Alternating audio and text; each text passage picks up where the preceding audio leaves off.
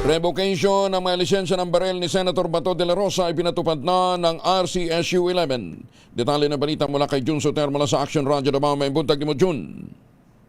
Mayong buntag usab, Kuyang Angel. Formal nang isinilbi ng Regional Civil Security Unit 11 ang Order of Revocation ng License to Own and Possess Firearms at LTOP at Firearms Registration ni Senador Ronald Bato de la Rosa matapos matanggap ang kautusan noong Mayo 26, 2026 sa pamagitan ng electronic mail. Ayon sa report ng Police Regional Office 11, agad isinagawa ang implementasyon ng order Mayo 27 sa koordinasyon sa Davao City Police Office at Police Station 16 Maa. Tinanggap naman ng legal representative ng senador na si Atty.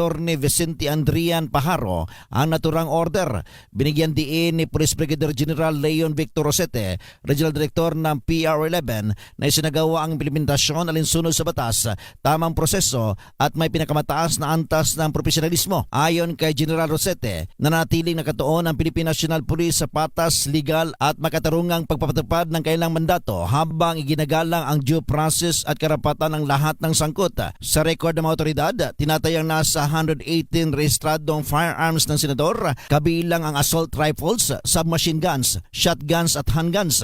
Ang naturang hakbang ay kasunod ng kahilingan ng National Bureau of Investigation at aksyon ng PNP Firearms and Explosive Office. Ito si Jun Soter para sa DZRH. Una sa Pilipinas, una sa Pilipino. Magan